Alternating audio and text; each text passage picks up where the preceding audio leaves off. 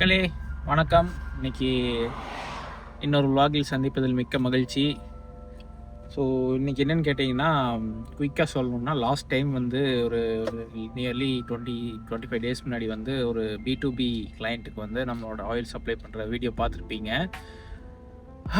So அது ரிகார்டிங்காக தான் வந்து இன்னைக்கு வந்து நான் வந்து எகைன் அந்த கிளைண்ட்டை மீட் பண்ண போயிட்டுருக்கேன். என்னென்னா பேமெண்ட் டேர்ம்ஸில் வந்துட்டு சில குளறுபடிகள். ஃபஸ்ட்டு திங் என்னென்னா, எனக்கு வந்து எப்படி பேமெண்ட்ஸ் வந்து டிஸ்ட்ரிபியூட்டர்ஸ் வந்து கடைகளில் வாங்குறாங்க என்னென்னு எனக்கு தெரியல.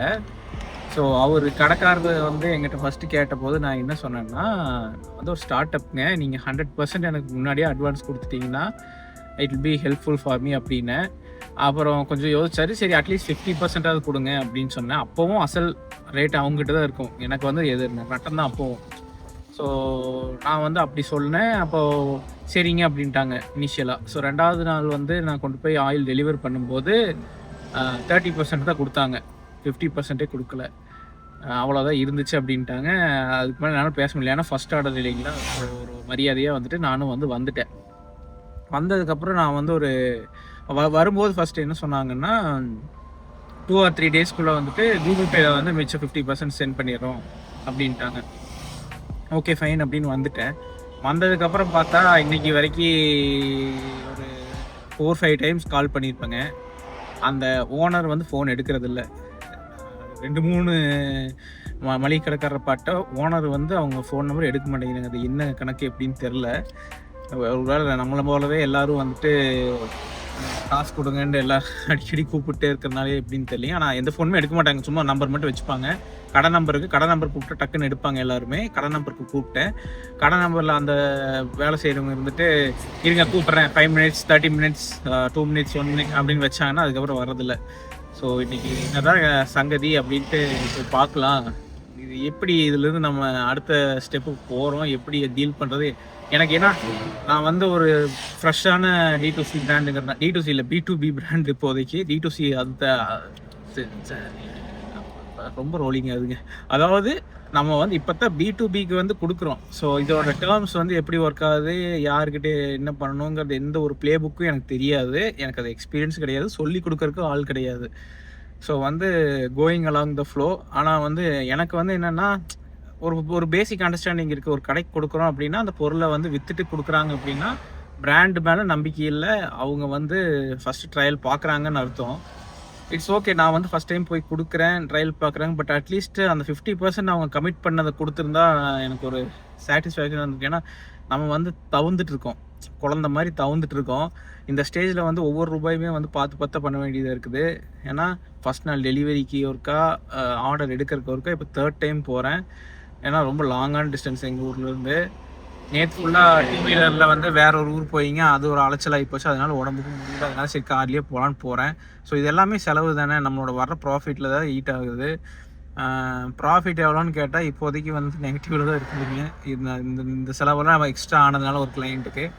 ஸோ ஒரு பிஸ்னஸ்ங்கிறது வந்து ஆர்டர் எடுக்கிறதோ இல்லை கிளைண்ட் வந்து அடுத்தடுத்த ஆர்டர் கொடுக்கறதுலையோ இல்லைங்க. கேஷ் ஃப்ளோ வந்து எப்படி மெயின்டைன் பண்ணுறங்கிறது தான் மேட்ரு. 100 ரூபா வருதுன்னா நம்ம அதுக்கு 120 ரூபா செலவு பண்ணுறோம் அப்படின்னா அது எப்படி லாபகரமாக இருக்க முடியும்? ஒரு பிஸ்னஸ் வந்து நட்டம் தான் ஏற்படும். ஸோ நமக்கு ஒரு கடைசியில் ஒரு 100 ரூபாயில் ஒரு 50 ரூபா 70 ரூபாய் அது நின்னா தான் ஒரு தொழில் பண்ணுறதுக்கு ஒரு மரியாதை. அது ஸ்டார்டிங் ஸ்டேஜில் எதிர்பார்க்க முடியாது. ஏன்னா எல்லாத்துக்குமே வந்து ஒரு சிஸ்டம் பில்ட் ஆகிருக்காது, ஒரு ட்ரஸ்ட் இருக்காது மார்க்கெட்டில். ஸோ இதெல்லாம் பில்ட் ஆகிற வரைக்கும் கொஞ்சம் தாக்கு பிடிச்சி தான் ஆகணும். I hope you got the point. இன்றைக்கி நான் வந்து எதுக்கு போகிறேன்ட்டு. ஸோ போவோம், பேசுவோம், என்ன சொல்கிறாங்க என்னென்னு பார்த்துட்டு மறுபடியும் அப்டேட் பண்ணுறது. மக்களே வணக்கம். ஏடா கடைக்குள்ளே போயிட்டு வந்துட்டேங்க. அவர் இருந்தார் ஓனரு, பேசினேன். நம்ம கொடுத்ததில் வந்து இன்னும் 50% கூட முடியல, ஒரு 30-40% ஸ்டாக் தான் முடிஞ்சிருக்கு. இன்னொரு டைம் ஆகும்னு சொல்லிக்கிறாங்க. அண்ட் அவரே வந்து அக்னாலேஜ் பண்ணி, நீங்கள் அன்றைக்கி வவுச்சர் வாங்கலை அப்படின்னு கேட்டார். வவுச்சர்னால் என்னென்னு கேட்டிங்கன்னா, அந்த நம்ம ஒரு ப்ராடக்ட் சப்ளை பண்ணுறோன்னா கடைக்காரர் வந்து அந்த சப்ளையருக்கு வந்து அவங்க கடை பேரில் வந்து ஒரு ஏதோ கொடுக்குறாங்க. அது நான் இன்னும் கையில் வாங்கினதில்லை யார்கிட்டையுமே. நான் இன்னும் 2-3 கடைக்கு கொடுத்துருக்குறேங்க. பட் அவங்கெல்லாம் வந்து அட்வான்ஸாக 100% கொடுத்துட்றாங்க நம்பிக்கையின் பேரில்.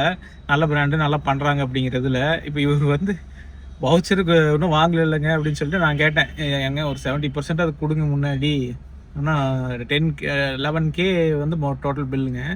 3K வாங்கியிருக்கேன், ஒரு 7K அளவுக்கு கொடுத்துட்டிங்கன்னா எனக்கு கொஞ்சம் இதற்கு ரொம்ப டைட்டாக இருக்குதுங்க அப்படின்னு.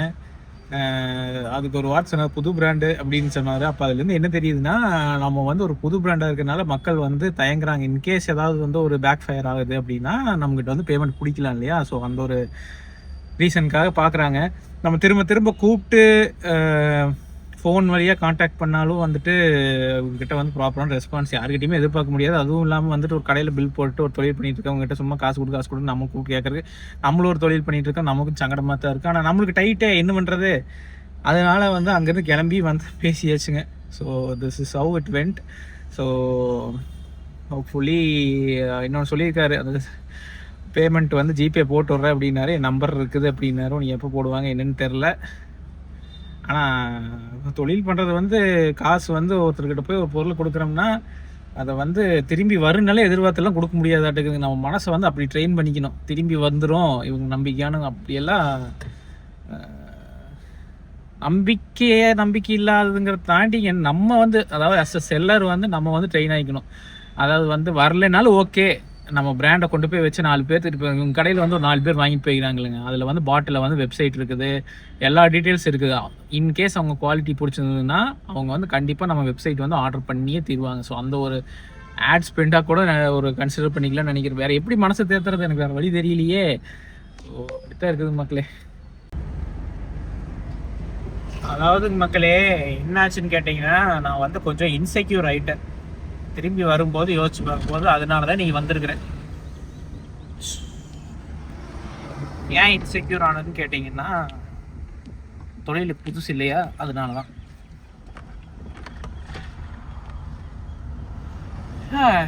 திங்ஸ் ஹேப்பனுங்க. ரா எமோஷன்ஸ் எல்லாத்தையும் வந்து இன்னைக்கு கேப்சர் பண்ணிட்டு நினைக்கிறேன். போகும்போது டென்ஷனாக போனேன். அங்கே போய் அவர் பேசுனதை பார்த்து நமக்கு அப்படியே ஆஃப் ஆகி போச்சுங்க எல்லாம். இப்போ என்னடான்னா இப்போ ரிஃப்ளெக்ட் பேக் பண்ணிகிட்டு இருக்கிறேன் ஏன் வந்து போனோம் அப்படின்ட்டு. ஏன்னா டைம் பிஸ்னஸ் பண்ணுறோம் ஒருத்தர்கிட்ட, அவங்க வந்து எப்படி என்னன்னு நமக்கு தெரியாது. அது வெளியூர் போய் பண்ணுறோம், அவங்க ஊர் நம்ம ஊர் கிடையாது. எங்காவது நம்மளுக்கு இது ஏதாவது சரி ஒருத்தர் மாட்டிட்டான் அந்த மாதிரி ஏதாவது நினச்சிட்டாங்கன்னா இன்கேஸ் அப்படின்னா நம்ம முதல் போச்சா நம்ம ஏதோ 1000-2000 அலையிறோம். அந்த 1000-2000 காசு போட்டு முதல்ல 10,000 விட்டுட்டு வந்துடக்கூடாது இல்லைங்க. அதனால தான் போனேன். எல்லாம் ஒரு பாடம் தானுங்க. B2Bல இப்படியெல்லாம் ஒரு பிரச்சனை இருக்குது. ஒருத்தர்கிட்ட வந்து பொருளை கொடுத்து போட்டு அதுக்கப்புறம் அந்த பொருளுக்கு உண்டான அசல் வந்து சேருமா லாபம் வந்து சேருமான்னு நம்மளுக்கு தூக்கம் வர மாட்டேங்குது. ஸோ ஏன் கேட்குறீங்க மக்களே? சரி, அதான் சொல்லணும்னு நினச்சேன். I think most probably I will end this vlog here. ஏன்னா இதுக்கு மேலே இன்னைக்கு கண்டென்ட் எதுவும் இல்லை. நம்ம வெப்சைட் போய் செக் பண்ணி பாருங்கள். நீங்கள் வந்து இந்த ஸ்டேஜ் வரைக்கும் இந்த வீடியோ பார்த்துருக்கீங்கன்னா கண்டிப்பாக நம்ம வெப்சைட் போய் செக் பண்ணிவிட்டு எப்படி இருக்குது எல்லாம் அப்படின்னு வந்து நீங்கள் எனக்கு கண்டிப்பாக வந்து கமெண்ட்டில் சொல்லுங்கள். ஏன்னா அப்போ தான் வந்து எனக்கு ஒரு ஃபீட்பேக் கிடைக்கும். ஏன்னா நான் வந்து ஒரே ஒரு பில்லர் என்னென்னா நம்மளோட குவாலிட்டியை வந்து ப்ரூஃப் பண்ணணும் மக்களுக்கு. நம்ம வெப்சைட்டோட மெசேஜே வந்து அதாக தான் இருக்கணும். ஏன்னா எல்லோரும் சொல்கிறது நாங்கள் வந்து நல்ல ஆயில் அதாவது சொல்ல போனாங்க கோல்டு ப்ரெஸ்ஸுங்கிறது ஒரு process, it's not a quality standard. ஓகேங்களா? கோல்டு ப்ரெஸ்லேயும் தப்பாக ப்ரொடியூஸ் பண்ண முடியும். அதனால் வந்து திங்ஸ் கேனாட் கோ ராங்னு அஷ்யூர் பண்ண முடியாது. பட் நகரம் வந்து அந்த ஒரு ப்ராப்ளம் ஐடென்டிஃபை பண்ணி we are ensuring that we produce only quality oils and we are able to prove that we produce quality oils. So அதுதான் வந்து மேஜர் டிஃப்ரென்ஷியேட்டராக பார்க்குறேன். ஸோ வெப்சைட்டை பார்த்துட்டு உங்களோட ஃபீட்பேக் வந்து கமெண்ட்டில் சொல்லுங்கள். ப்ரூட்டல் ஃபீட்பேக்ஸ் ஒன்லிங்க. எதுவாக இருந்தாலும் சரி உங்களுக்கு தோன்றதை வந்து சொல்லிடுங்க. நான் வந்து அதை வந்து பாசிட்டிவாக தான் எடுத்துப்பேன். ஓகேங்களா? சரிங்க மக்களே, பாய்.